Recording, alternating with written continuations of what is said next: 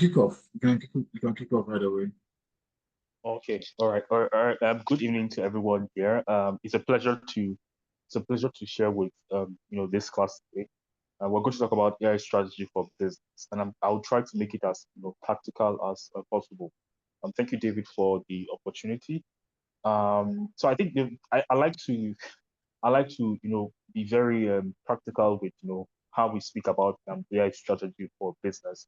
And practicality in this sense is discussing what other people have done, how they've found success, and how they've evolved their own strategy. Now, the first example I'm going to speak about is Johnson and Johnson, the pharmaceutical company, a very big pharmaceutical company based in the US. How did it attack this AI challenge? So what they did was something called the Thousand Flowers AI strategy. The Thousand Flowers means that because of how big their company is, what they did was to initiate as many as possible AI projects within their company. So in this case, a thousand flowers indicates that they did 1,000 pilot projects. This is the way that most big businesses actually do AI, and in fact, it is also the recommended approach for any size of business. And of course, Johnson and Johnson, what they did was identify all the business opportunities for AI, like all of the opportunities within their value chain where they felt that there are difficulties that AI can address. They saw 1,000 of them, and then because they had a lot of money to throw at these different pain points, they invested money to build pilot projects. But one thing that was noticed from this experimentation was that only about 10 to 15% of their AI pilots provided 80% of the value, right? So what they did was after about 3 months of running this experiment with 1,000 different pilots, they decided let us focus on just about 10 to 15%. So you can say roughly between 85 to 120 projects from the 1,000 was what they decided to focus on because that's where they got the most value. So what this seems to indicate is that whether you're running a small business, whether you're running a medium scale business or running a big business, the current state of AI, right? The current state of AI, and when I say the current state, yeah, at, at least five levels that people use to judge how advanced or how mature an AI system is. The current state is not at the level where you can, you know, fix all the problems within your business. It's not a magic bullet. I'm sure many people have said it before. It's not a magic bullet that just fix all the issues. So from what you see at Johnson and Johnson, they initiated 1,000 pilot projects. Only about 10 to 15% of these pilots gave them value. At least 80% of the value that they got from these initiatives came from only 10 to 15% of the project. So the same thing is going to be observed at many other companies. If you do the same experiment in Unilever, Nigeria, or you do it in NFPC, Nigeria, they allow you, or you do it, MTN Nigeria, or any other company, or even if you do it at a company what's the name of this insurance company now? I can't quite remember, but if you run it within an insurance company, it's the same feedback that you are going to get. And what that feedback means is that, like I said initially, there are the five levels of AI maturity. Level one is chatbots, right? The early version of ChatGPT, that's the one that was released in November of 2022, and like the earlier versions that we saw before GPT-4, before we started having this multimodal AI system. A multimodal AI system is just an AI system that can accept text, video, pictures, different inputs, not just text. The very first version of ChatGPT that we all used in November and December of 2022 was just pure text, right? So that one is just level one, a chatbot.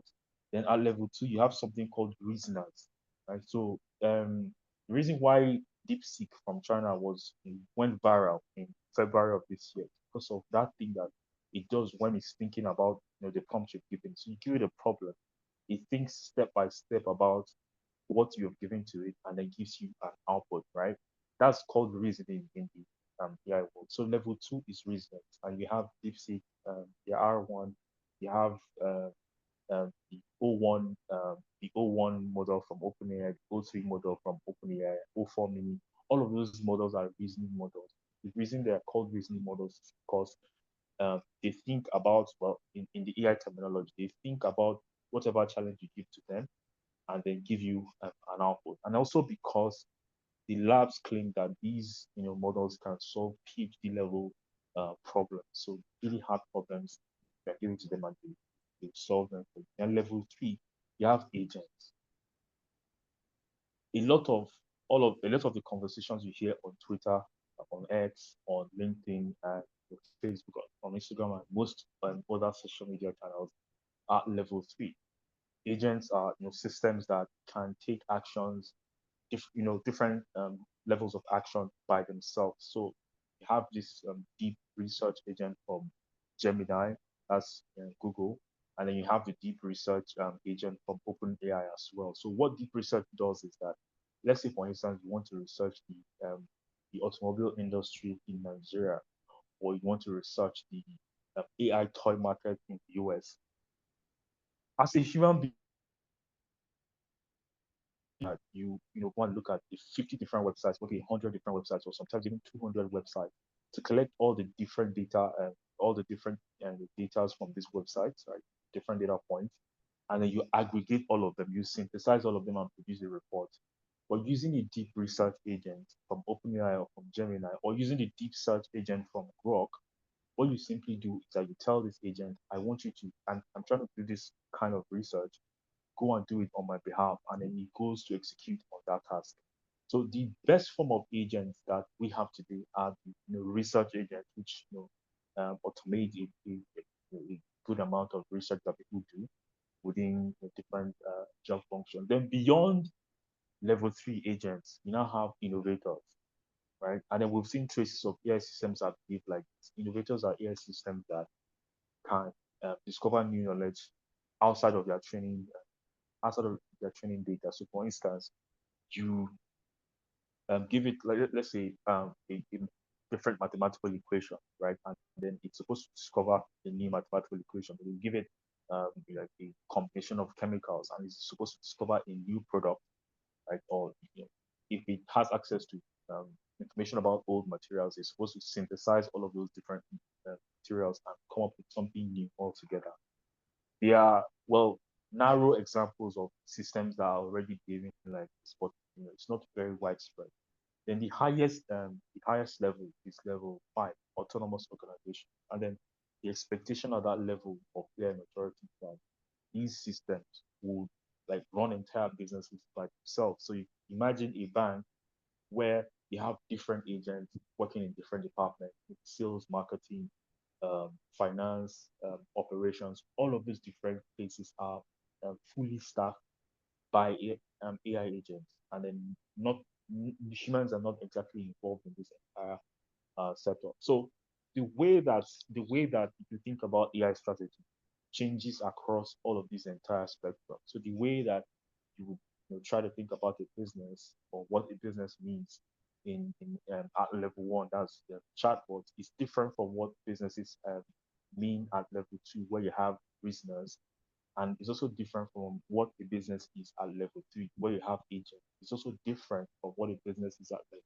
four, where you have innovators, and then at the peak level, autonomous organizations. And then when a lot of people use the term AGI, artificial general intelligence, the expectation or the rule is that at level five, where you have autonomous organization, that is when you have AGI, because it can do a lot of the things that human beings can do and so much more. Um, all of the many things we consider as regular job functions today done by those machines at that time. But that's some way off. Some have said 2030, others have said 2027, some have said 2028. But we can only work with what is right in front of us now, the AI agents, of which Candleweb is, an agent that's supposed to help you pick out interesting options for investment. Um, Also, speaking about agents and how businesses have adopted them into their workflow, one very popular example that a lot of people reference is something from last year. when Amazon used their Q, Amazon Q, which is a coding agent like Windsurf or any of these platforms for vibe coding. And Cursor, yeah, Cursor, Lovable, Cursor for vibe coding or Windsurf for vibe coding. So they use their own internal tool, which is like their own internal cursor, and they use it to refactor their old code base. Now, if they wanted to, if they wish to hire humans to actually do that job, like if they wanted to hire enough developers to do that job, it would have taken them 4,500 developer years, and of course to pay all of those developers that will do that job will cost them at least $260 million. This is just speaking to the fact that yes, there are clear examples of this is how AI is already um, affecting businesses, and of course, at Walmart, last year as well, we saw them use a particular LLM, right, their own internal LLM. They use it to crunch 850 product data points. So what that means is that like when you go to a product, you're supposed to have there are many informations of many like fields within the information requirement for that product that is missing. So all of those different fields, they use an LLM to actually fill it up and then have the accurate information for those products. So so we've talked about the 5 levels of AI maturity, right? The reason why we talked about that is so that you understand that if you're thinking about a strategy, you should be thinking about it from the perspective of a continuum. It is not something that is fixed, right? It's not something that is fixed because the field moves really fast. And when I say it moves really fast, you understand why I say this when we get to the part where we're talking about the task completion time horizon, which is the task completion time horizon is simply the fact that the rate of capability or the capability of AI agents today improves every or doubles in capability every 4 months, right? So between 2019 and 2024, it used to be that AI agents double in capacity every 7 months, right? So every 7 months they go from, let's say, completing a job of 15 minutes, and then they improve to as well as completing a job of 30 minutes, and then every 7 months, the next 7 months they become as good as being able to complete a job of 1 hour. It used to be 7 months before, but after the release of O3, that's the full O3 Pro from OpenAI and O4 Mini, the agents that are based on those models actually double in capacity every 4 months, right? So what that all means is that this is all changing really fast, and we have to pay a lot of attention. So if you're designing a strategy, it has to be very nimble, something that changes roughly every month. So that's how fast the field is changing. And then what you're seeing now is just a demonstration of the fact that coding is changing. And then the reason why there's a lot of emphasis on coding is because if you're able to automate the job of a software engineer, it means that you can automate virtually every other role, because a software engineer can build an automated data analyst, and you can use that to build uh, um, all kinds of interesting solutions within today's job market, right? So that is um, almost like a holy grail, because once you have that sorted, it means a lot of things can also be automated. And then the people who at these labs, the people at these labs, for instance, at OpenAI, you hear them say things like, right now they are offering you 50 cents of compute for $500 of value, and that their next step is 5 cents of compute for $5,000 of value. The reason why they make statements like this is this: when I was like, so I was back in school in 2022 for my master's. So at that time in 2022, if you wanted to hire someone to write, you know, give you 1,000 words of top decile GRE quality writing, so that's just business writing. If you wanted to hire somebody to do business writing for you, top range business writing, you'd pay this person, let's say, like $500 or so, right, to produce this sort of work for you. But by the time we got to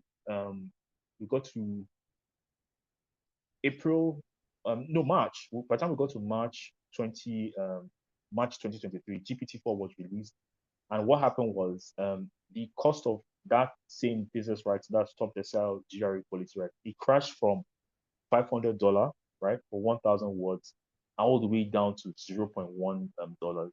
Right? So you can imagine the cost of something crashing from $500 to zero point 0.1. And then when Claude 2 was released a few months after GPT-4, the cost for that crashed to just a little over $0.01, right? That's how all of these things are like all of these different job functions are being affected. The cost to generate sales, cost per lead, legal document inquiry, image creation, all of these things are changing so fast. And the reason is because these systems are improving, so well. But like I mentioned before we even started, there are many things to consider when you're, speaking about AI within business or even thinking about the, AI strategy for any given business. And why I say this is because AI follows something called the 7-20-10 principle. A lot of the conversations we hear on the internet are only focused on the 10%, which is the technology and the tools, right? And another 20%, which is the business processes and the systems. And then the final component is the 70%, which is the people and culture transformation component. So let me explain. Let's say you go to a law firm and you introduce an AI system to them, so like Case Radar or something, and this is supposed to help them review contracts, right?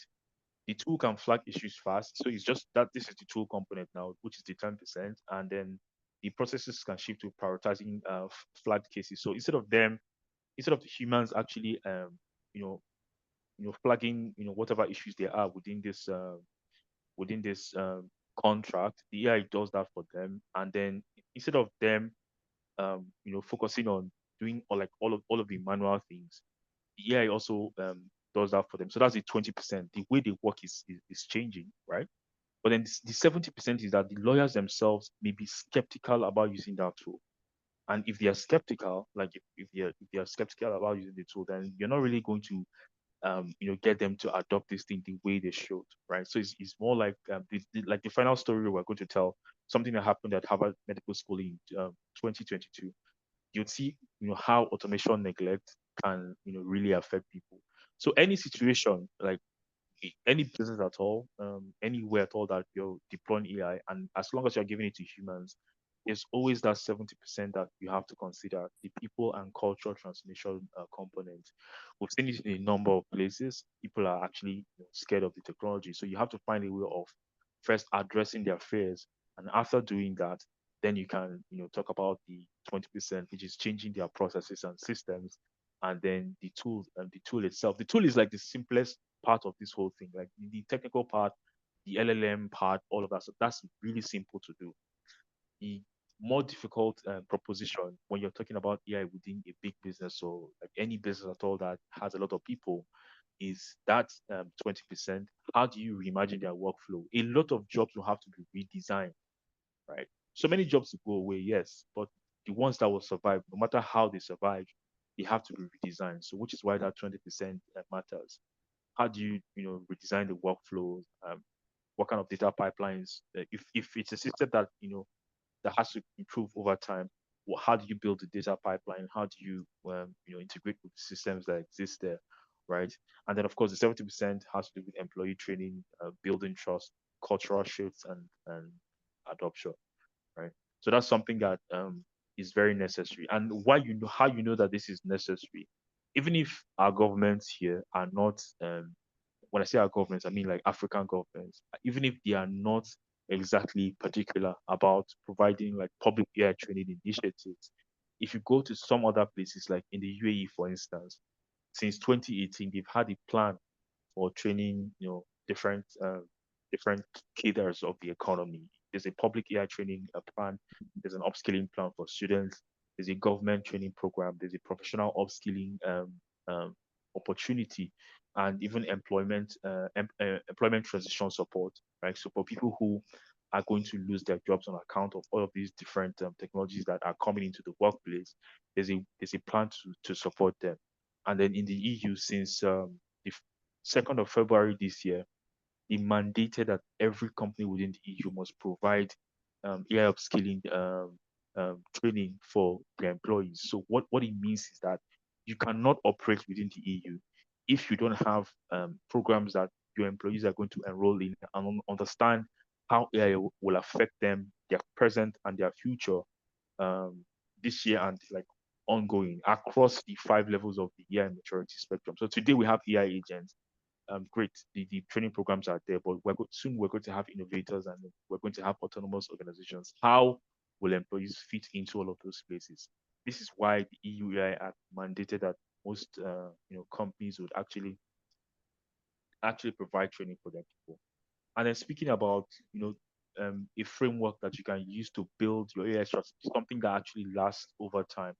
It's the IDE framework, right? So to identify, to determine, to extrapolate, and anticipate. So identify is something that we do unconsciously, right? Or if your job as a CEO or maybe as a chief change officer, CCO, right? Some people have that, or just as a change management person.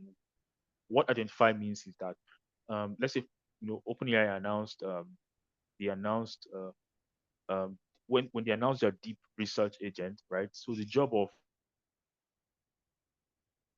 will identify is that if they look at this new product, they test it as much as possible, and then they look at all the existing workflows within the organization and think, okay, how can this actually help, right? And then they just give it to whoever needs to have access to this tool, and then get feedback from them and see whatever improvements have been recorded.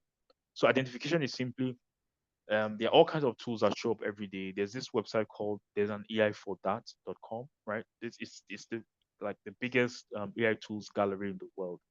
And the good thing about the website is that you can filter it according to a job. So if you're a project manager, for instance, you can go to there's an AI for that.com and select project manager. You will see the exposure of the particular role. And then in addition to the exposure, you'll see a list of different tools that you can access, like different tools that you can access to, um, you know, streamline your own workflow. So that identification is simply understanding all the different tools, all the different agents that you can use within your workflow. And if you're the one who is responsible for, change management in your organization, how to redesign all the different job functions within that business. So that's identification. um, Find chatbots, assistants, AI agents, or frameworks, or whatever resource out there that can help your organization. That's what identification is. And determination is the second step, where you look at how that is going to impact. Okay, I'll drop the website. Someone said I should drop the website. I'll drop it when I finish. So determination is the second part, where you check out your current positioning, and then determine how this particular assistant or agent is going to help you, and then infuse it as necessary. Extrapolate is, well, if extrapolation is where you're supposed to think of, in the next 2 years, in the next 5 years, how do you, based on the trajectory that you've witnessed, how would the trajectory affect your job? Do you think your job will still exist? So let me give a quick example for this extrapolate part. If for instance you are someone who is in foreign languages, right? You're in foreign languages, so you're or a final year student of foreign language department, maybe they're studying Russian, or they're studying just some foreign language. If the person comes online and sees that, oh, Meta have something called the seamless M40 universal seamless is a universal language engine, seamless M40, which can do over 200 languages, right? And then they come online and see 11 labs, and they see all of these text to speech solutions, that what they're basically promising is that you can go to China and speak in English, your phone will speak in Chinese to your Chinese host, and then you can have a conversation with them. So it's as good as you have one language. You don't need to learn another language. So if someone who in foreign languages sees that, what they can sense is that if this thing is as good as it is now, you can even do this with ChatGPT. If it's as good as it is now, in the next 2 years, 3 years, maybe 4, 5 years max, they could be out of the job. But the trajectory of what that kind of technology suggests is that every yeah, as the technology improves, there'll be less and less opportunities for someone within that market. So extrapolating is something you should do on a personal level, right? So I believe that you can have a business, an AI strategy for your business, but you should also have a personal AI strategy, which is the thing a lot of people, talk about. Extrapolating is, just looking at the trajectory of everything happening now. Something I've mentioned already is the task completion time horizon, which indicates that every 4 months, the capabilities of AI agents double. And what it also means is that, like, when GPT-2 showed up in 2019, before ChatGPT, when that showed up, it could only complete a task for about 2 seconds, right? 2 seconds. But with Sonnet 3.7 from Anthropic, right, you can complete a task for 1 hour, right? So you can do a task of 1 hour at 50% completion, 50% success rate. And then if you now use O3 from OpenAI and O4 Mini from OpenAI, you can complete tasks of 1.7 hours. So you can see that this is climbing consistently. Then the final component of this is anticipate, right? Just I believe I'll send this slide will send to everyone in the class. So anticipate how the long-term workforce development opportunities, near-term workforce skills gaps. Then this is mostly again for businesses and at a personal level. You should do this. What kind of new skills do you need to do you need to learn? What are the long-term opportunities that will exist? And then one thing that I've one interesting concept I've come up with, one interesting concept that I've come up with to help to understand where this is all going. Something called Rax coefficient, right? Um, and this you see this more and more as as Microsoft vision is realized. So Microsoft vision is that they want every worker to lead a team of AI agents, right? So what they see is that every worker is going to lead a team of AI agents. So what that means is that as I've argued on several stages, is the thing that would count the most, the skill that will count the most is something called metacognition, which is the ability to think about the things that you're thinking. So, in essence, or in summary, it is to have clear thoughts, right? To have absolutely clear thoughts about what it is that you want to do, to think about this, to have systems thinking. That's like the practical definition of what it is that you need to develop systems thinking, to have a wholesome view of what it is that you want, and then to fine tune the thoughts that will get you there. So that allows you to actually write very good prompts that tells the AI what it is that you want to achieve.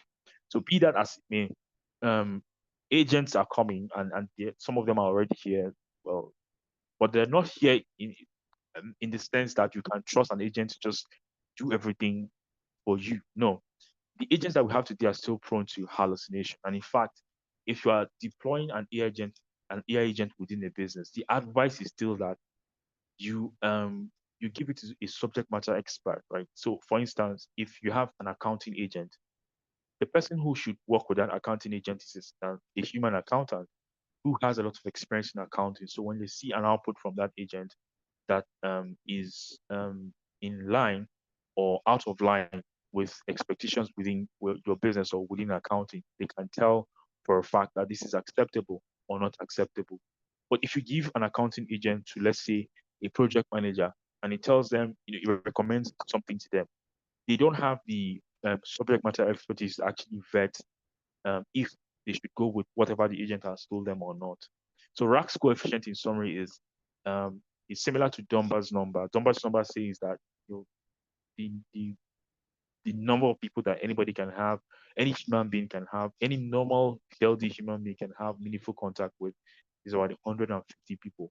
So there's also the expectation that there's a maximum number of agents that a person can actively work with or efficiently work with. Go beyond that number, and there's a possibility that efficiency starts to drop, and the productivity expectations are not even met, right? So there's a possibility that when this becomes a thing, every human would that number could be 30 to 40 agents per person, right? So you go to work and you're working with humans, yes, but the people that you're actually managing, the the things you are managing to create value will be these AI agents. So you tell the marketing agent, okay, I need you to do this. You tell the sales agent, I need you to do this. Just different parts of the business. You instruct all of them to do what they need to do, and then you also do your part with other humans. So Rack's question being that there's an expectation that at some point the maximum number of agents that anybody's going to handle is, let's say, 30 to 40, and then in some cases 100 to 120. It will vary from sector to sector. So let's just leave the technical conversation a bit and talk about the human side of this whole thing. So like I told you initially, there's a 10-20-70 principle that is respected when you're trying to employ or deploy AI within any given business. 10% is only about the technology and the tools, right? Which is what dominates the headlines. And then these days, you're seeing more of the 20% and the 70% show up. The 20% is the business processes and systems, right? And that 20% is why, like, the very first thing that we do when we go to any business that says they want to deploy AI into their business, the very first thing we do is that we get a description of all the jobs that exist within the organization, all the jobs, and like to the finest detail. What are the things that the person does day to day, month to month, week to week? We'll find out all of those information, and then we find a way to now use AI to optimize the entire process. So you can say it's job redesign, right? So that's business processes, and of course, the systems that support them. Do they use Azure? What kind of systems do they use that support the entire that supports the entire value creation process? Then the final one, the main problem, which is getting a lot of attention today, is the people and culture transformation.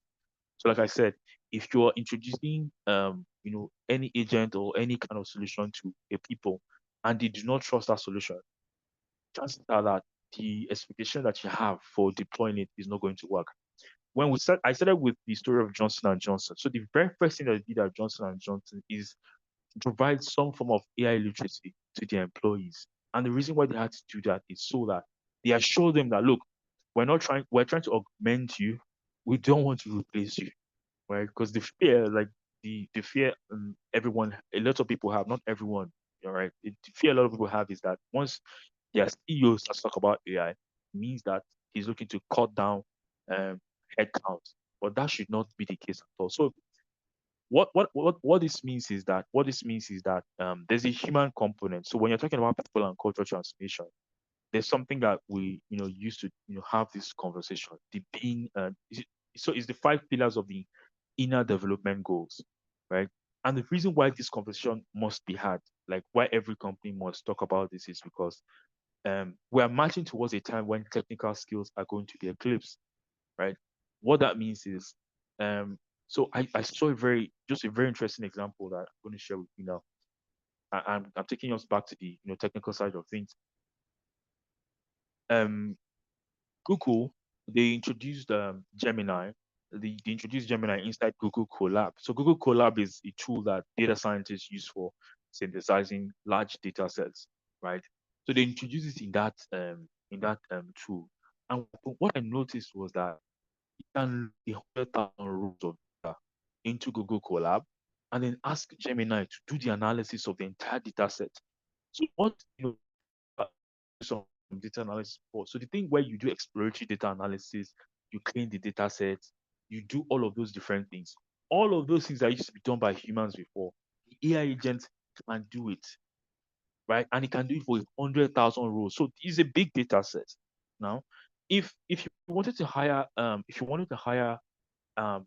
data person in Nigeria to do that kind of work for you. So in Nigeria, the rate is very low. It's about 2,010 naira per hour, right? So it would take them like 6 hours to do it. So you pay this person 12,060 naira, right? But if you go to the US, the rate is much higher, right?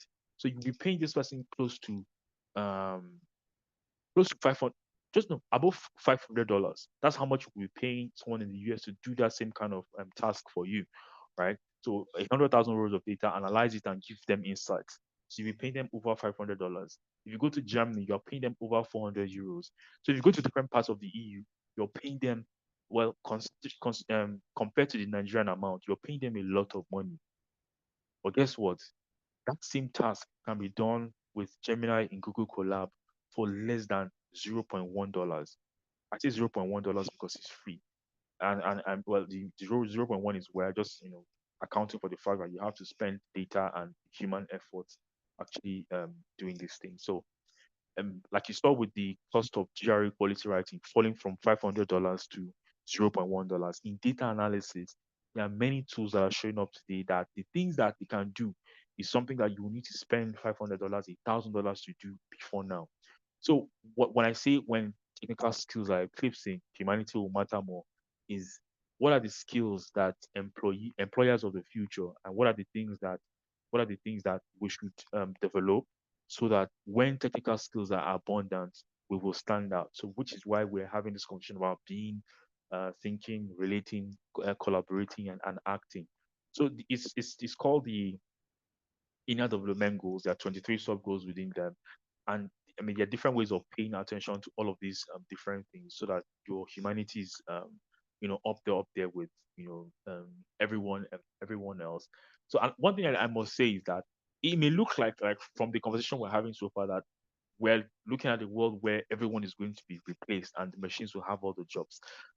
One thing I can say for a fact, and this is something that I learned very early, is that if you have the mentality where you want to be of service many people as possible, because the thing is economists will tell you that humans will always have needs and wants and desires. That's a given. The people who will survive this future, the people who will survive what's coming, let's assume AGI shows up in 2027 or 2028, are those who just have this mindset of serving other people. You have an obsession with creating things that fulfill the needs and desires of other people. No matter how the automation plays out, no matter how hyper automation plays out, human needs and desires will always exist. So long as you have that mentality of I need to do something to serve the other person, it could be a good or it could be service, you need not fear what is happening now, right? And I think also speaking to the human side of things, in China, the CEO of DeepSeek, that's Wenfeng, he said to prefer humanities graduates over technology graduates. So when he wants to employ people, that's his preference.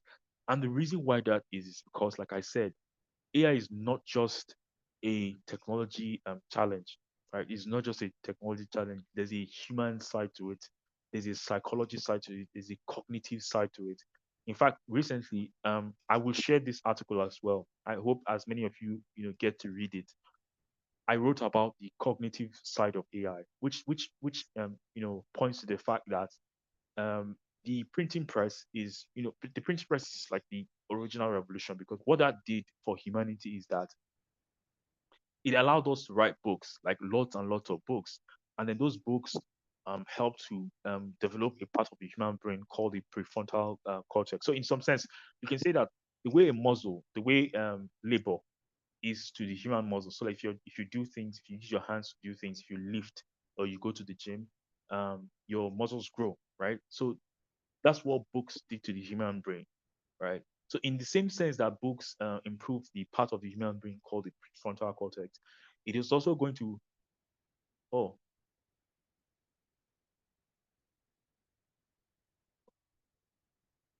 my apologies.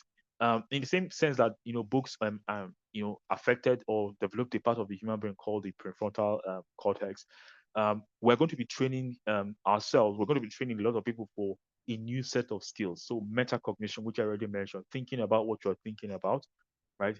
And then strategic intelligence. That's the ability to um, assign all of these different agents to accomplish different tasks. So, like I mentioned, it could be you could be controlling 30 to 40 agents or 100 to 120 agents per se. The long and short of all of this is that it is not just the technology graduates who are going to be having all the fun.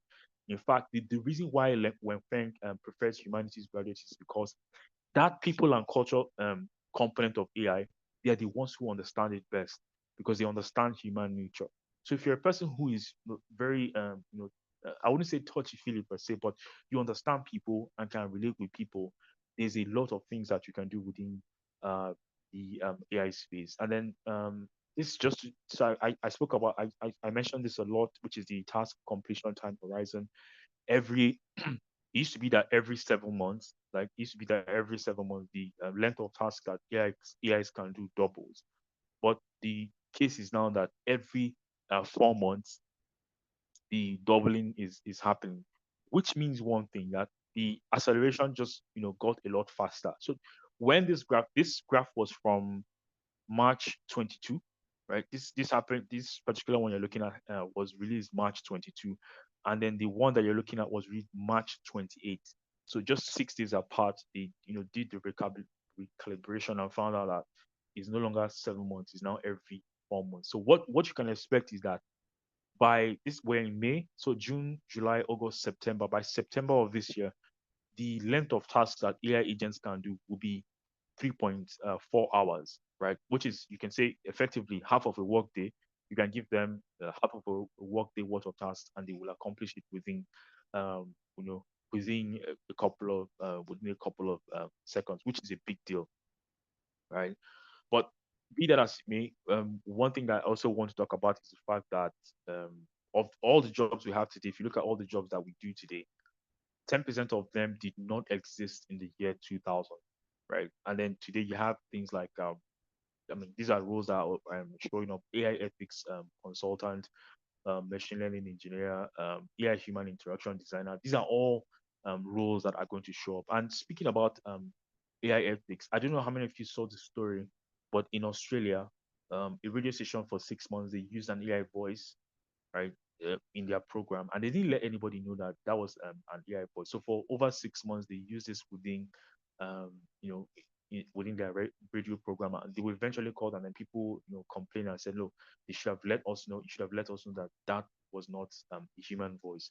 And then so many other instances. The stories that have shown up recently where where a lot of people, like a lot of students are cheating and professors are redesigning.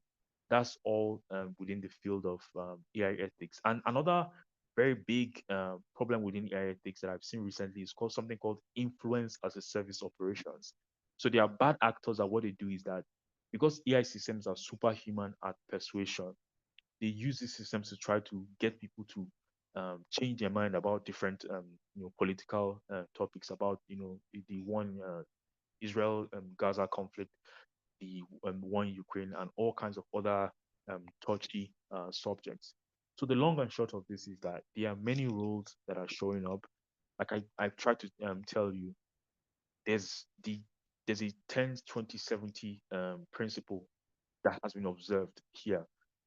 AI is 10% about the technology and the tools, right? So if you want to be a machine learning engineer, an AI engineer, if you want to be all of these technical things, the opportunities there. There's a 20% business processes and systems, right? So if you're a business process developer, if you're a business process analyst and all of those, tools, you can integrate AI into, you can add AI to your skill set and become, far more valuable. Then there's the people and culture component, which is why the CEO of DeepSeek in China prefers humanities graduates, because they understand human nature best. Right. So there's a cognitive, philosophical, maybe some even say there's a spiritual element to it, because now there's a there's a church of AI, right? They're called I can't quite recall the name of that church, but there's a religious sect now that it believes AI is God in some sense, right? So all of these are just different opportunities that exist, and then why all of these opportunities should matter to us, especially because we're Africans, is because, I mean, they tell us that you hear this a lot, that by 2050 we're going to have the most young people. Africa's population is going to be the biggest in the world by 2100. These are all promises. Like, these are all interesting promises. But one thing that you should know, right, by virtue of coming for this class, is that there's a very important question that everybody's asking this is, and that question is this: if this is the only thing, okay, okay. So if this is the only thing that you take from this class, the question is this: when when capital no longer requires labor, how does labor gain capital, right? So when capital no longer needs labor, how does labor gain capital? So what it simply means is, like, when I told you about the data analysis, when I told you about the data analysis situation, which is that with $0, you can generate insights of 500 or $1,000. That's capital no longer needing labor, right? So for a lot of things that people used to be paid for before, you don't need to pay anybody to do them now. So what that means is that these machines are wresting economic agency from humans. What it then means is that the population, this population opportunity, which is supposed to increase consumption, which is supposed to drive economic growth and development for a bunch of African countries, may not be realized as we expected, right? But the only way we're going to find out whether or not that is going to be realized is if enough people take AI seriously and experiment with it daily as much as they can, so that we're not taking unawares. The fact that we're going to account for 96% of all the net labor force growth in the world is something that was a given when there was no AI, right? When machines were not wrestling economic agency from human beings. But with the situation that we're in now, the only way we're going to find out, how we fit into this new world is by experimenting with, as much with AI as much as possible. So if you're within this class, that's definitely something that you have to do. That website I promised you, there's an AI.com. Yeah, there are like thousands of AI tools, lots of AI agents within that space. Experiment with them as much as possible, right? And then even if like we live in a space where we don't have the European Union that has said every company that exists must train their staff and provide upskilling opportunities for them within the AI space. We don't live there, but personally within your own capacity, I mean, thank God for what Candleweb is doing. You have to take it upon yourself to explore, right? Because like I said, like whenever you hear anyone talk about this big population opportunity that Africa has, always ask them, how do you see this playing out with machines wrestling economic agency from people? And then the question that we should all be trying to answer, and you should be trying to look for that answer yourself. I am trying to look for that answer. We should all be trying to look for that answer, because it will affect us more than every other person. Is when capital no longer needs labor, how does labor gain capital? That is very key. And then I'll close with this story from Harvard Medical School 2022. So I've mentioned a lot that it is possible to give an AI system to people, right, to professionals, and they refuse to use it because they are afraid.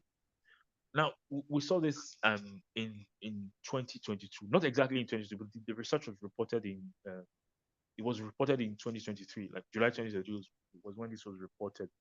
So they trained a superhuman AI radiologist, right? So this is something that's supposed to, help the radiologists improve their work, make them more efficient, far better. By itself, by this AI system acting by itself was better than, was better than all the radiologists, right? If you measured against their performance, is better than all of them. So the goal is that if you pair them with these radiologists, both the ones that are average and the ones that are um and the ones that are already excellent, this is supposed to boost them. This is supposed to, like, if the average radiologist has a score of 65%, this machine has a score of let's say 85%. It's supposed to boost their performance to at least 85 to 90%.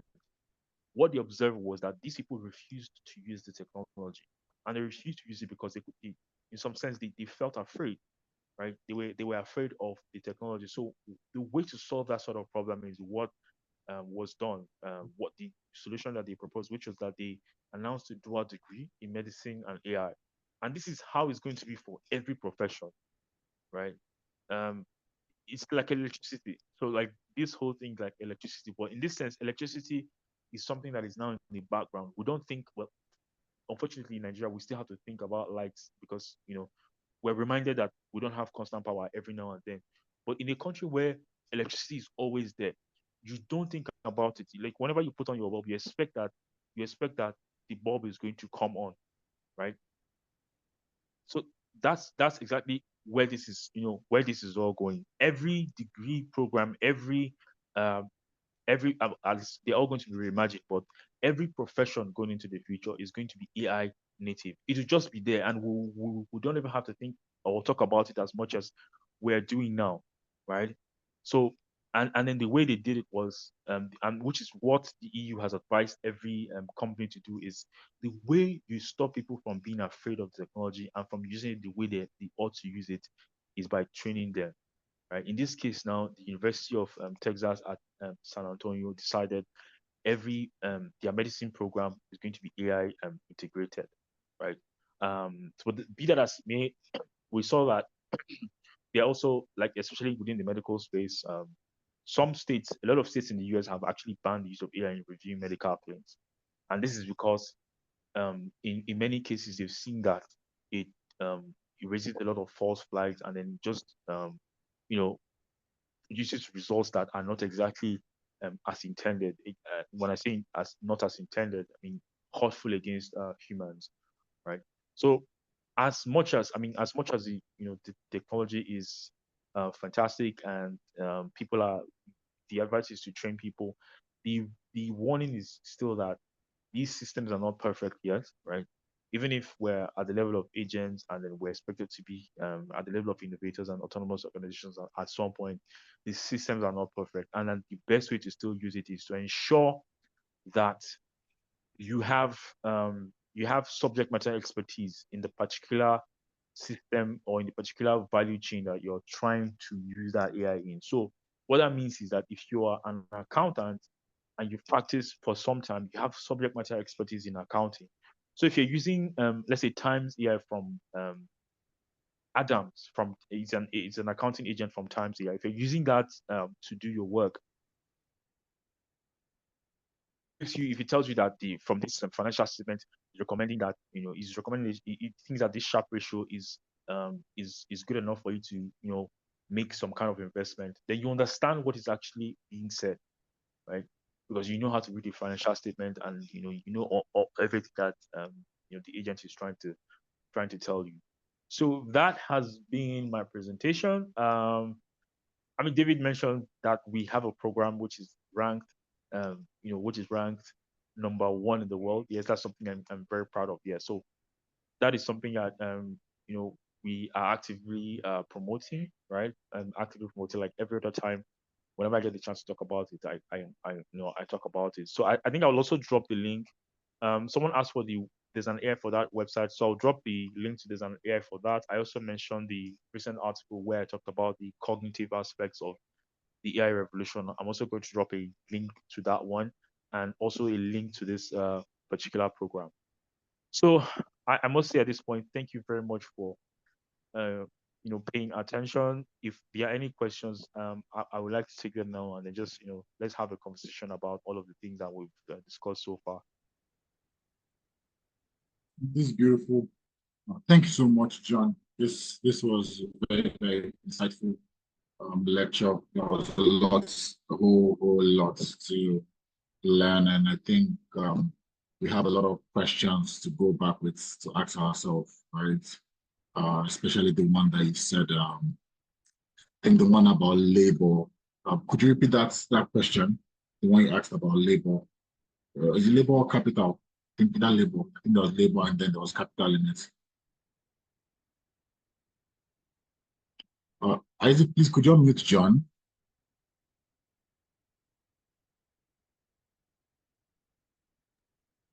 Okay, so it's when capital no longer needs labor. How does labor gain capital? Right. So it's in summary, like when the machines are taking all the jobs, right? Because you have four factors of production: land, labor, capital, and entrepreneur, right? Labor is what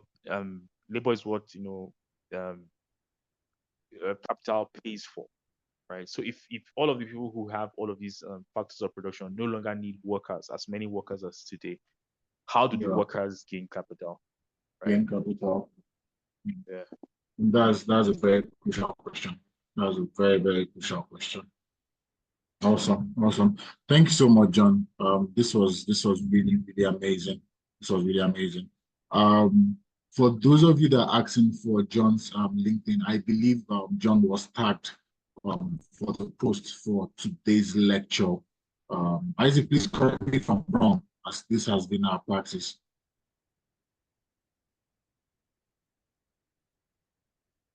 So you would see John. On the attendance stats checker platform, Janice been put. You're not very audible. But I think what Isaac said is that on the task, well, this is the attendance task for today's lecture. That's for the billing tax. You would see that we mentioned there. We mentioned John there. So be sure to follow him. He shares a lot of very wonderful content on LinkedIn about AI and business and all of those. I follow him personally as well. I follow him personally and I've gotten quite the value from it. So yeah, thank you so much, John, for joining us today. This was a wonderful, wonderful lecture.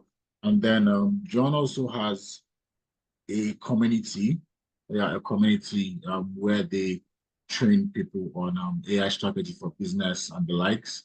And it's not just limited to Nigerians or Africans. Anyone from any part of the world can join that community. And then I think he already shared a photo of the course, the one that was mentioned, the one that was recommended by ChatGPT as top 3 in the world. So if it's something that you're interested, which I would highly recommend, yeah, do take the course and hopefully you'll be able to gain good amount of knowledge that you'll be able to apply in your current business or maybe your next business venture. So I don't know if anyone has any questions, but we're going to take 3 to 4 questions. So if you have any questions, you can ask in the comment section and I'll read it out to John, or you can just raise your hand and we would have you unmuted.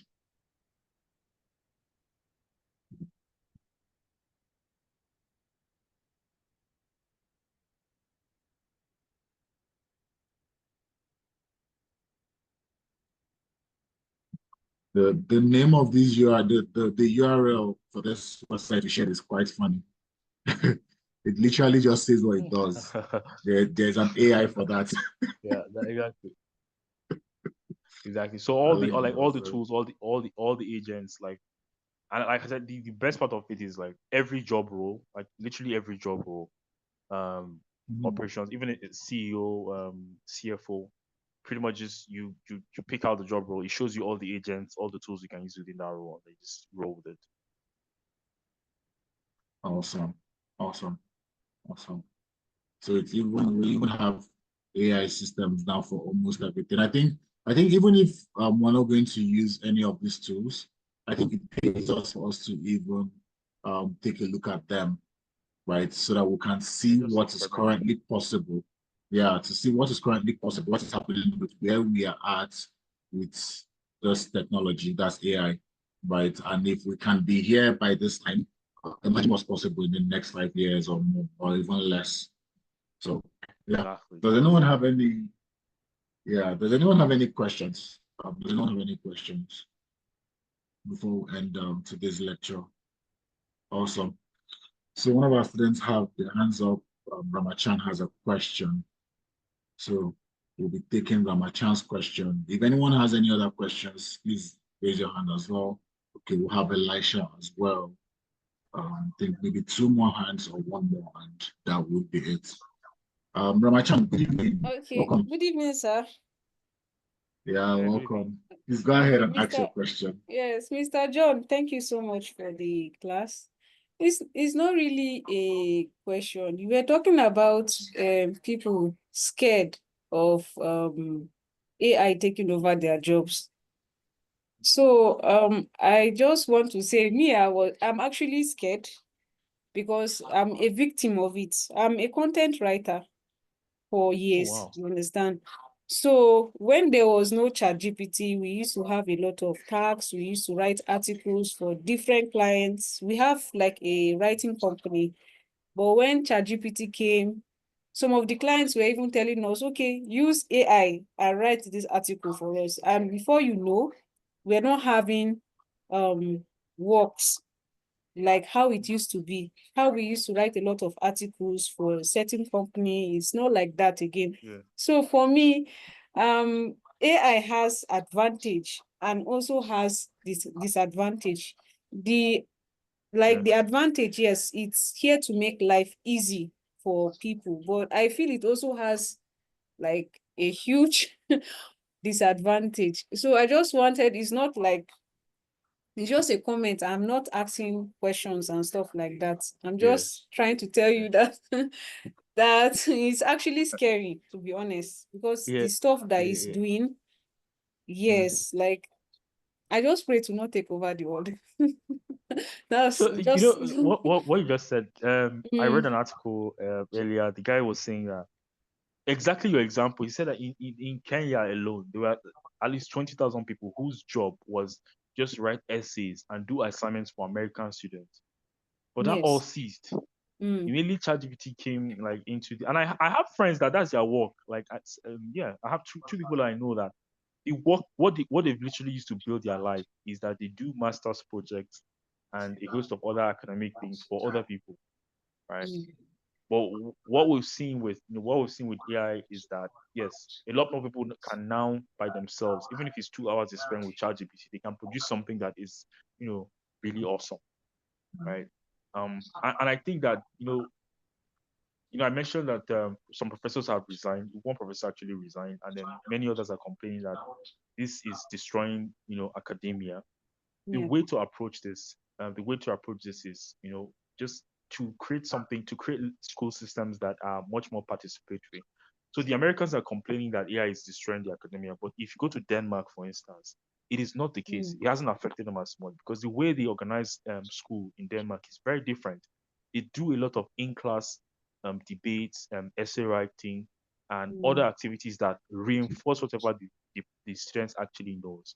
Right? So mm, within that space, you can see that what people just need to do is to um, rethink how they operate.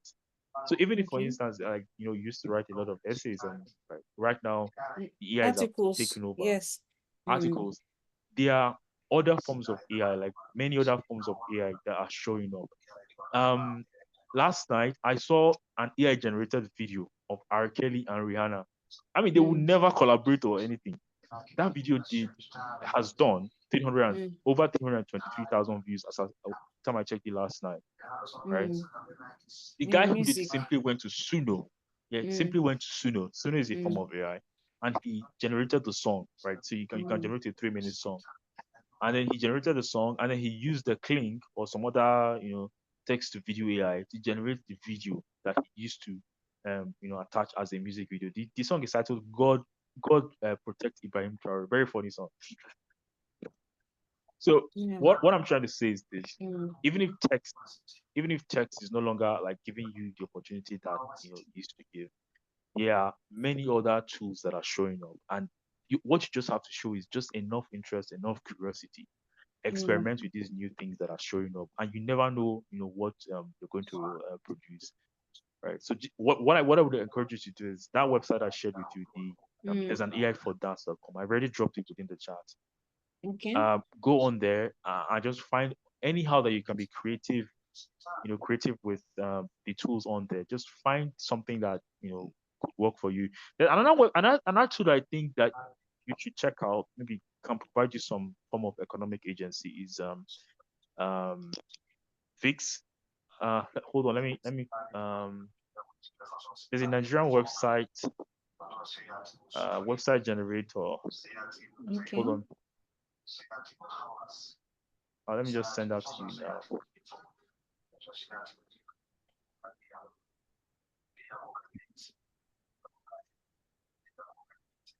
Hold on, let me just get the Okay.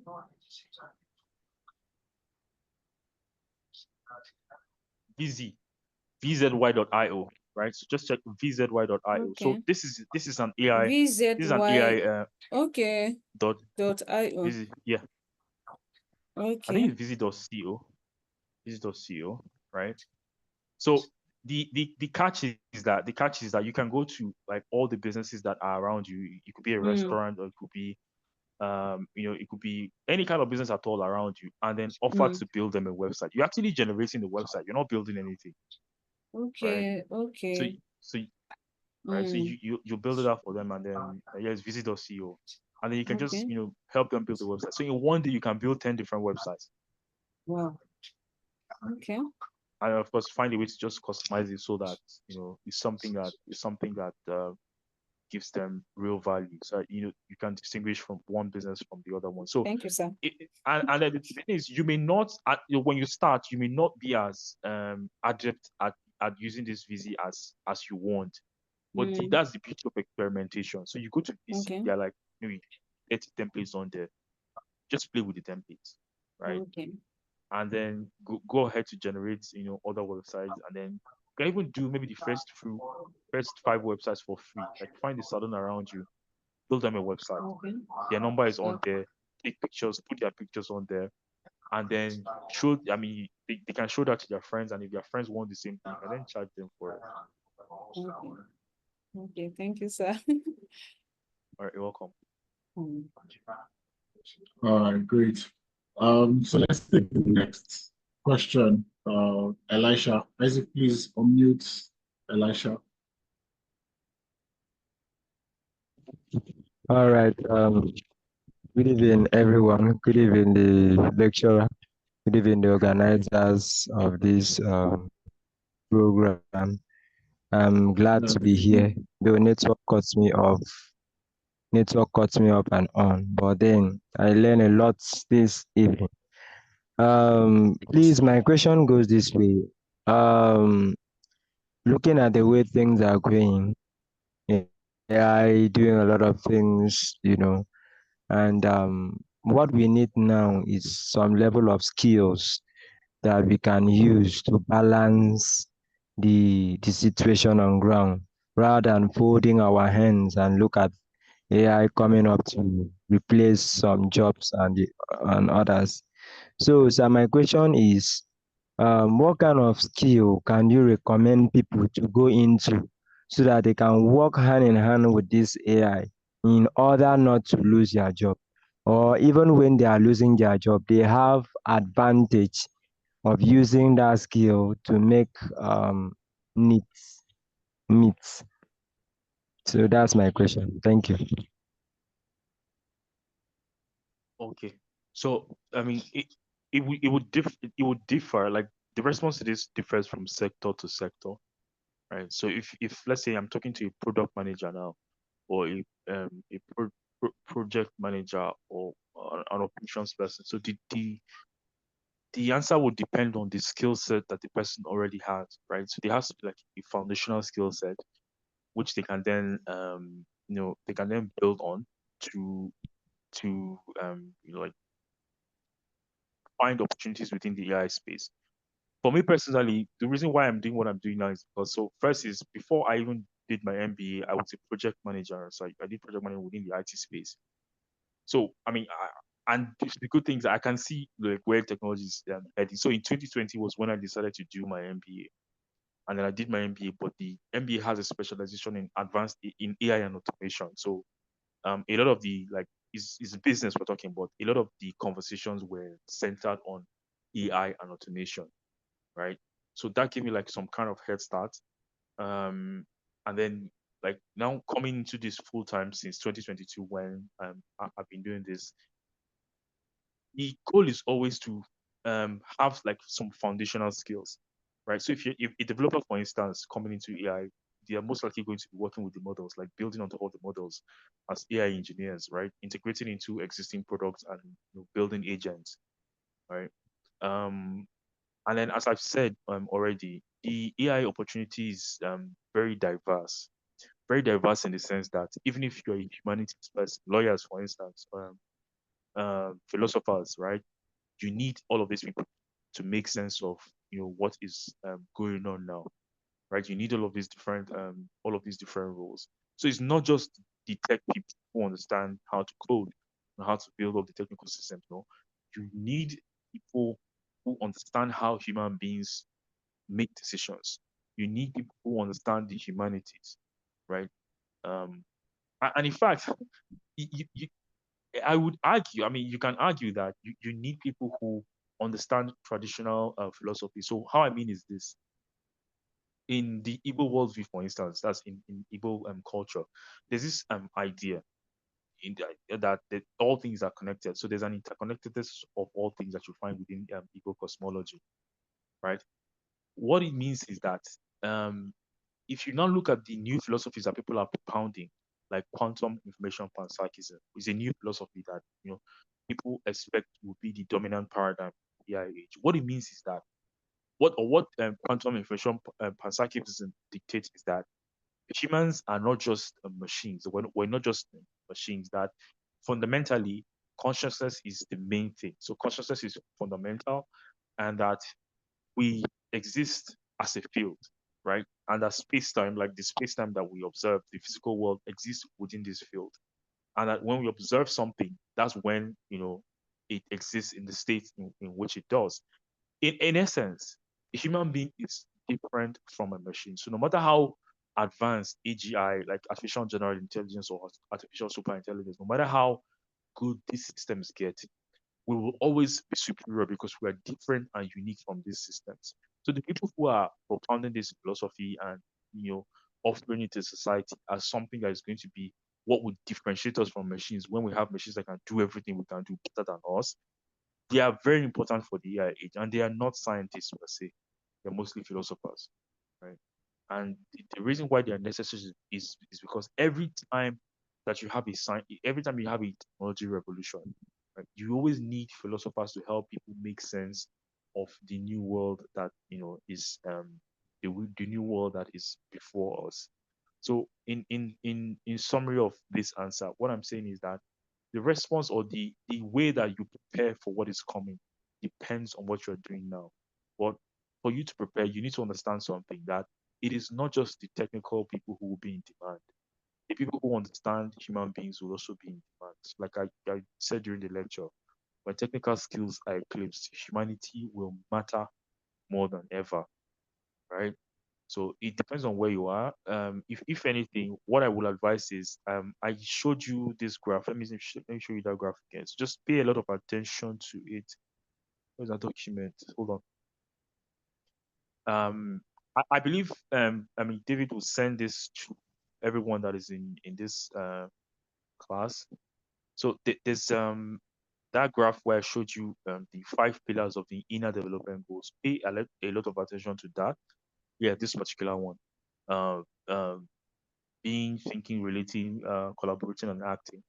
So if you're able to inculcate all of the different elements on this particular um, on this particular table, then you have nothing to worry about, right?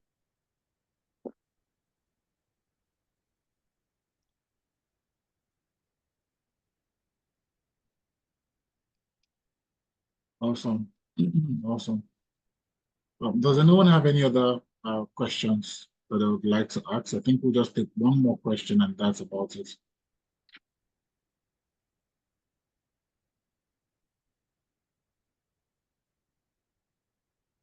All right. All right. All right, John, thank you so much once again for today's lecture. It was very, very educative and insightful. There was a lot to learn. I think Emmanuel has a question. So we'll take that last question and we'll call it a day. Isaac, please, can you unmute Emmanuel?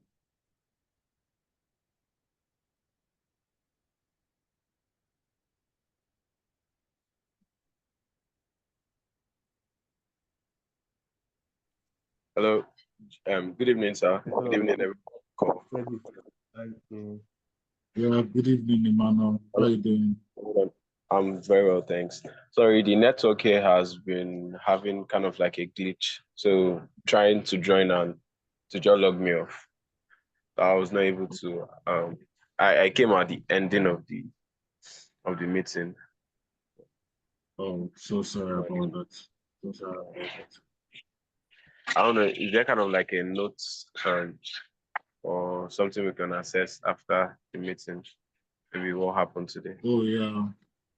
We will be sharing the video recording for today's lecture on our on our YouTube, and then we'll also be sharing the slide alongside that. So anything you missed, you can always catch up from the video. All right, I appreciate that. Thank you. Awesome. Awesome. Awesome. Thank you so much. Welcome, sir. All right, then. So thank you so much, John, for today's lecture. It was really wonderful. Thank you for joining us and collaborating with us on this. I'm All right. very thankful for your very busy schedule. It's Great, fine. It's fine. Awesome. Yeah, and I'll Awesome. send you the slides so you can share with them, man. Okay, yeah, that's perfect. That's perfect. All right. I hope everyone has filled out the attendance. And yeah, please be sure to give John a follow on LinkedIn. I know he's very active on LinkedIn. I don't know about Twitter, but yes, make sure you follow him on LinkedIn. All right, everybody. Okay, that was supposed to be the last question. But John, yeah, let's take one more question from Solomon. Just one. Okay. All right. All right. Yeah, Isaac, please unmute Solomon.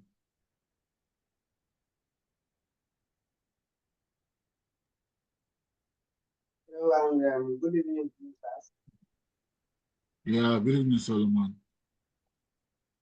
Mine is not a question. I actually have problem with the attendance link. Actually, for the past 3 classes, I have been having issues with the link. So I don't know this one. They haven't dropped the attendance link even. So I don't know, and the class is over. So I don't know how they are going to get the link. That is my concern. Thank you, sir.